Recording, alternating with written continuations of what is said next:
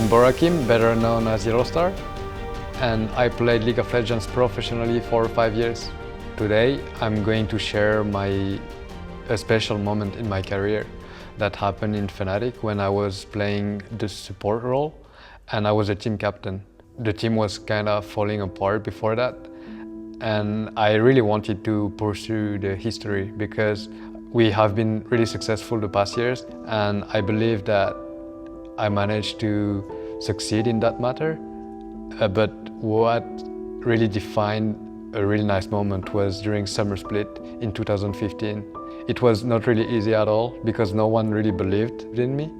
I really wanted to prove them wrong and really wanted to make an upset.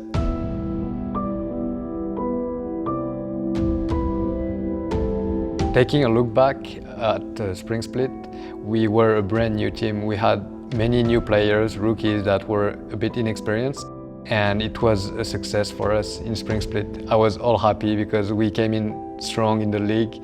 We impressed a lot of players with many upsets, but something was missing. Even though we won, we were not really happy with how we performed. I mean, it was quite good because we won the split. We qualified for MSI where we made Europe proud, I think. We had some amazing games, but we really thought that if we wanted to compete internationally and perform, then we needed to change something. The small change we had was to replace our AD carry, and we decided to take Reckless back in the squad. Fnatic roster in 2015 was made of Huni in the top lane. He was a very young player. Getting matched with him was really funny. He didn't speak English at all in the first place, but he learned really fast. But whenever we wanted to communicate, we had to use like really simple words.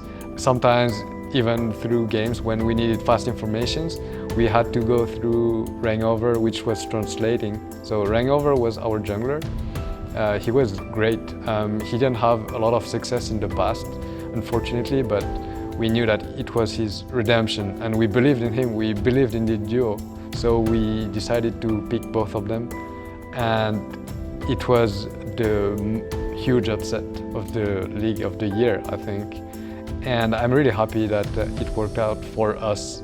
And in the mid lane, it was the young prodigy Fabian. He was really young, but he had a lot of talent. He was someone that really wanted to win, but he didn't have the tools to overcome the problems. So for example, the communication, he had to learn a lot, and the tilting moments as well.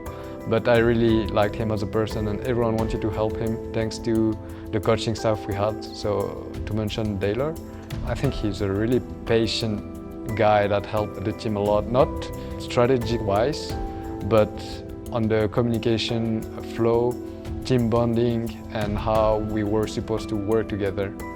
And Oliver was our team manager. He was the one that was taking care of us. He was kind of helping us through jokes, helping us physically, like for example, when we were doing some fitness workout. It was a really nice team back then. It was a great feeling to see that everyone was really motivated. You know, they were giving everything they had during the trainings, which is really important because then when it comes down to official matches, then it's just playing from instinct, basically.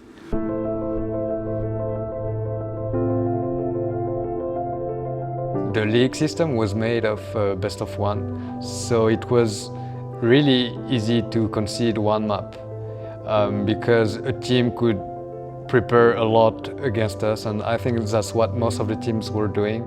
We really wanted to show that we were able to be up to the standards and show that our change was needed, and we wanted to make something big, you know, like write the history. And that's what I wanted in January when we all started.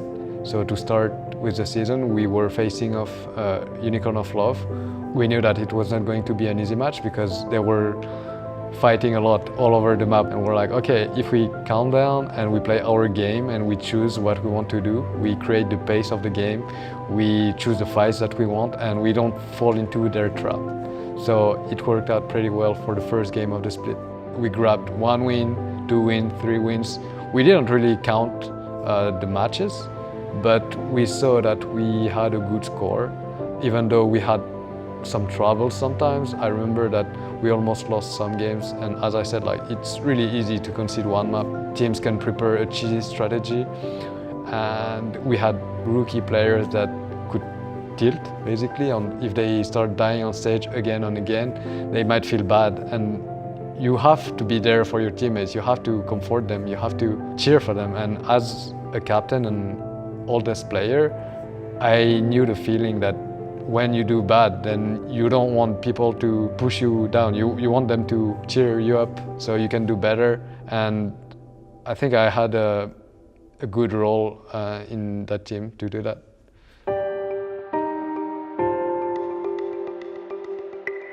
We didn't really meet any difficulties against the teams early on in the season.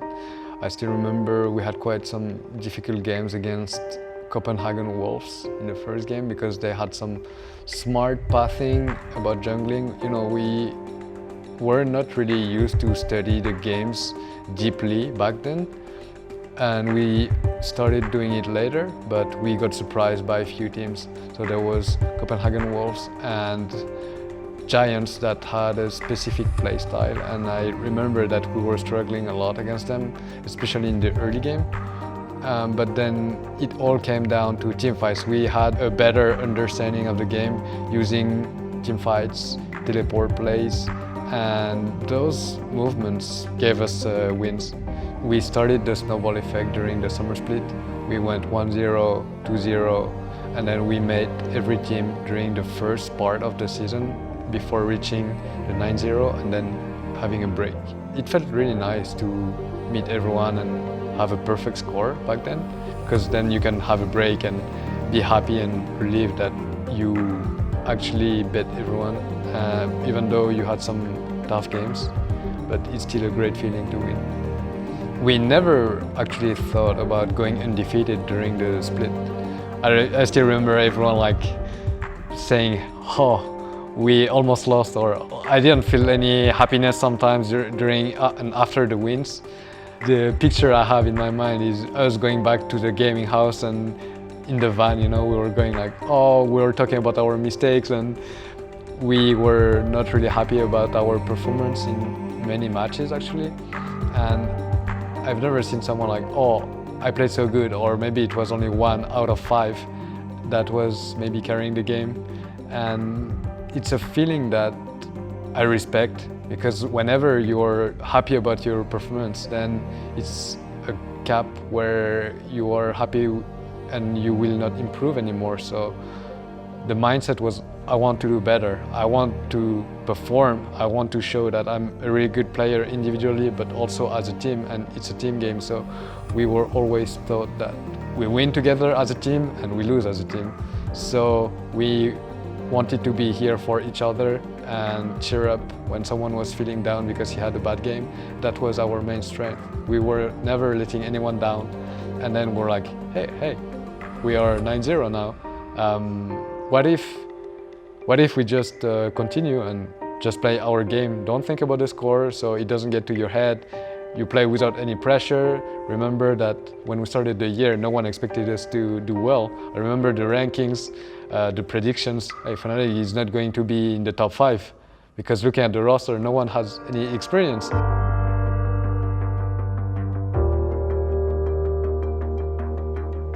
We met all the team once and we've beaten them all. Many people that were studying Fnatic were thinking about the ones that are able to carry are Huni and Rangover, because they were a very, very good duo and we knew that they could take over a game.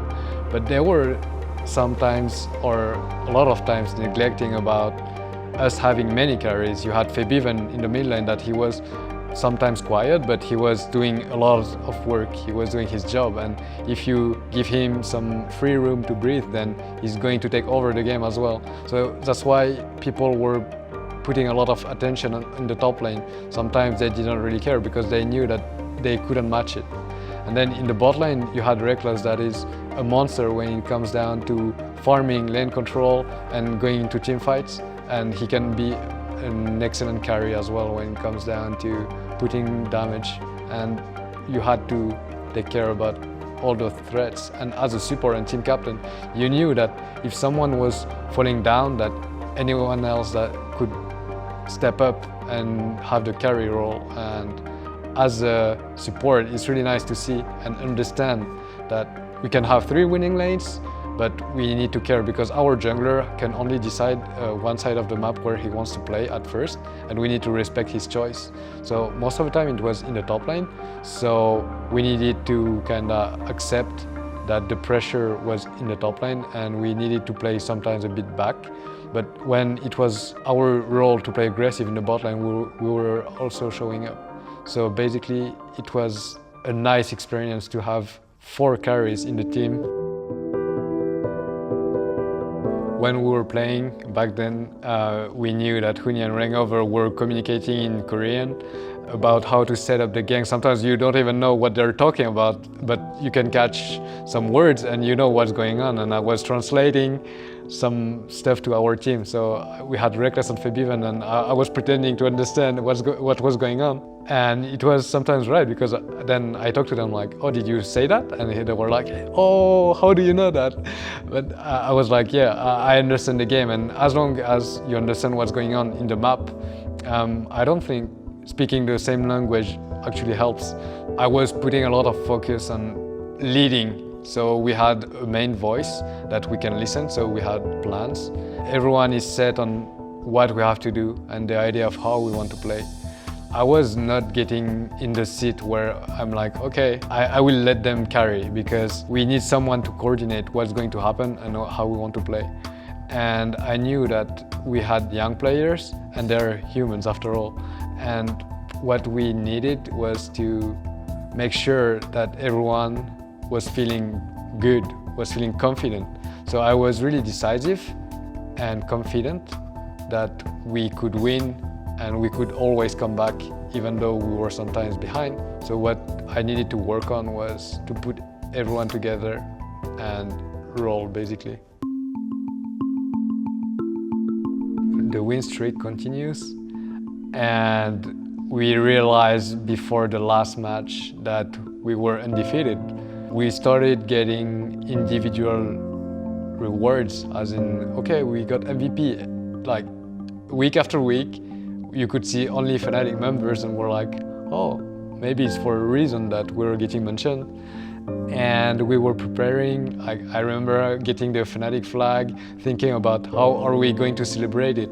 But, you know, at that time, we're still taking one step at a time. We're not thinking too far, because whenever it gets to your head, that's where you start slacking, that's where you start thinking about something else. And we're just thinking about winning the next game. So we went against Unicorns of Love for the final game. We were 17-0. Before going to the studio, we had our habits. So everyone, the mood in the house was always a bit kidding around, like everyone was just throwing jokes here and there. I was surrounded by young players, so I felt a bit young as well, spending time with them. It was really nice times. But still, when it was coming down to playing the final game, playing a competitive games, we were all focused and we said, okay, we can make it, we can make the perfect split. It's a record. No one has ever achieved that. We believed in ourselves, we believed in our work, because we prepared a lot for every match and we were going in confident. At the studio, you know, Unicorns of Love, they brought a lot of tools. They had balloons, they have many people like chanting their name, cheering for them, and we were not really impressed of what was going on, but it was not the usual tendency. And we're like, oh wow, there is a lot of pink in the audience, what's going on?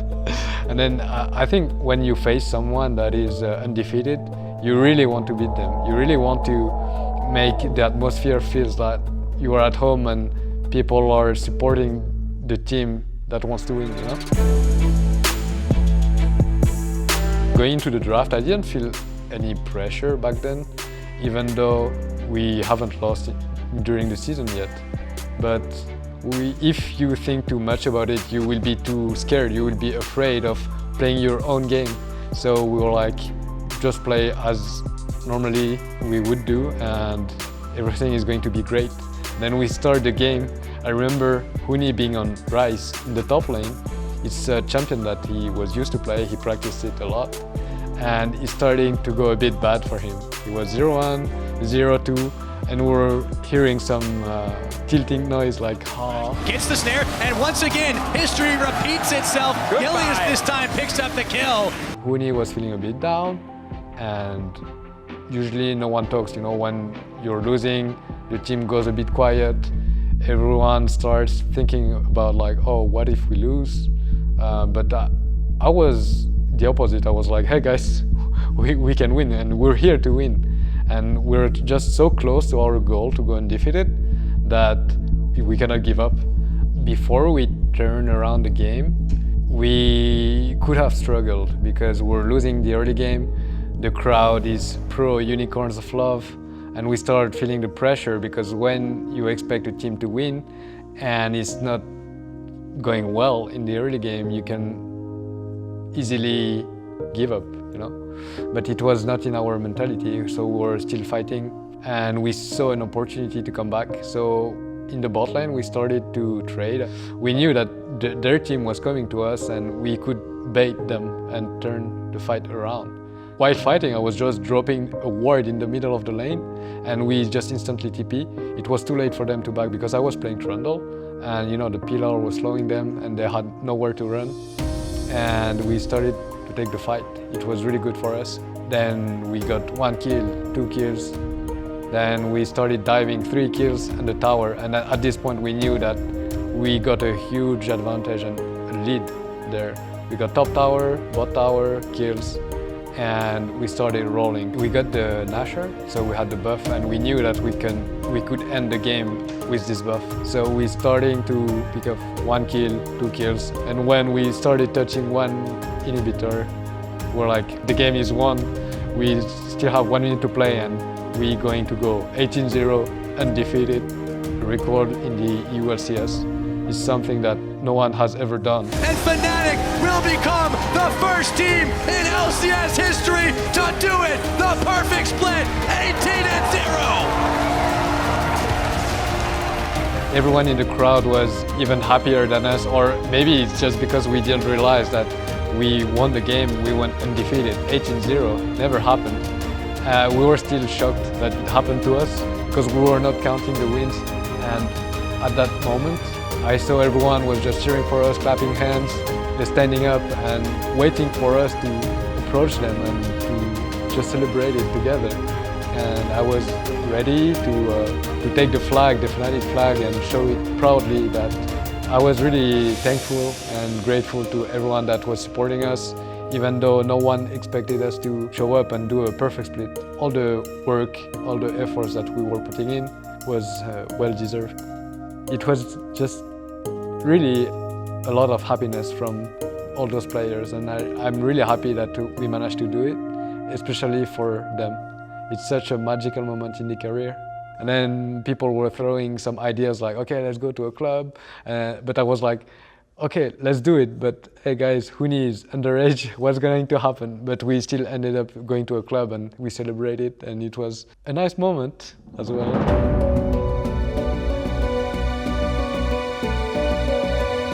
I didn't even realize that it was one of the best rosters that we've ever made, because I've always been surrounded by amazing people and amazing players.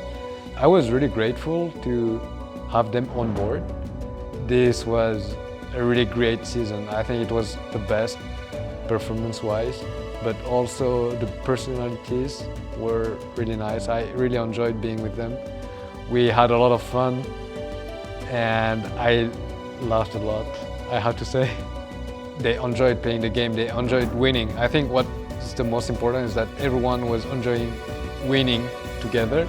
But what was helping us is that everyone got along so well. We were having so many fun moments, but when it was coming down to being serious, everyone was.